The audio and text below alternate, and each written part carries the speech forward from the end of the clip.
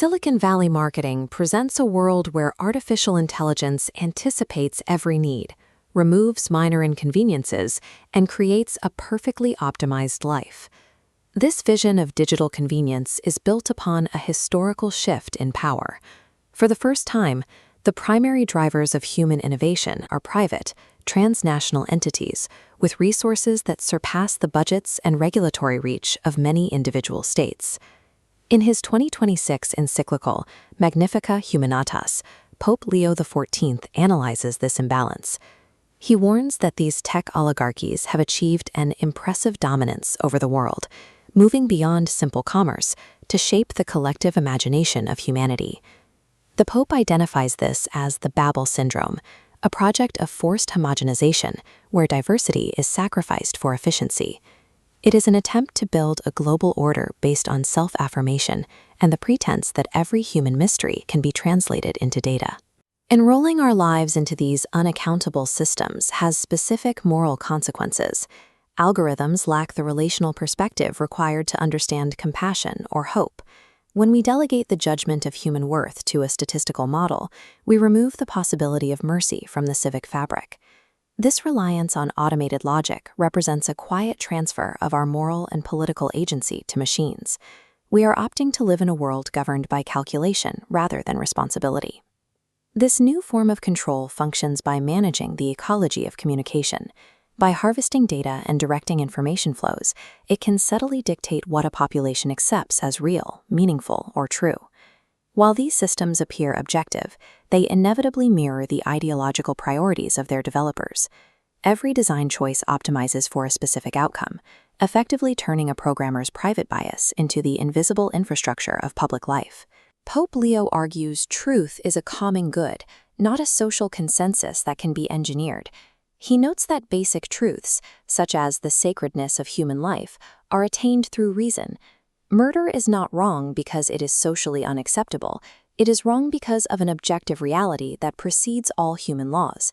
The Encyclical invokes Hannah Arendt, who warned that totalitarianism finds its ideal subjects in those who can no longer distinguish fact from fiction.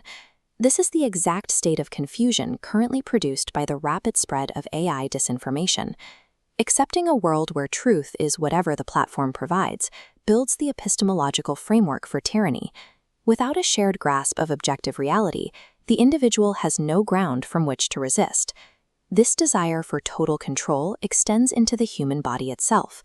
Modern transhumanism seeks to upgrade our nature, treating our biological existence as a set of problems to be solved through body engineering and algorithms. Pope Leo identifies this as a rejection of our created nature.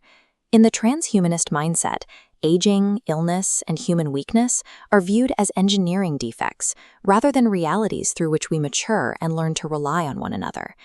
The Pope cites Viktor Frankl, who witnessed the Nazi death camps. Frankl wrote that man invented the gas chambers, but also entered them upright. True human greatness is found in this exercise of free will amidst suffering, an inherent capacity no machine can replicate. Attempting to program weakness out of our lives effectively programs out the very vulnerabilities that allow us to experience love, grace, and moral transformation. Because AI systems are already embedded with a specific vision of humanity, simple legal regulation is an insufficient response. Protecting our future requires a change in how we value human finitude. Pope Leo calls for a radical disarming of artificial intelligence. This disarmament requires us to reject the mentality of competition that drives the race for algorithmic dominance. It means freeing technology from the narrow pursuit of power and restoring it to the service of a pluralistic human culture. This move toward technological disarmament creates the space to defend our natural limits. When we stop viewing life as an engineering project to be optimized, the absolute right to life, from conception to its natural end, becomes the final defense against technocratic exploitation. Christian humanism identifies our highest fulfillment in love rather than self-sufficiency. We become more human when we accept our weakness and allow grace to bring us beyond the boundaries of our nature. The Pope echoes St. Augustine's vision of history as a struggle between two cities. We can build an earthly city driven by tech power and self-love, or we can choose the heavenly city, built on the shared responsibility for the common good. The digital age presents us with a choice between the construction of a new Babel or the patient rebuilding of a community where God and humanity dwell together. Our future depends on our willingness to remain profoundly human in the presence of the machine.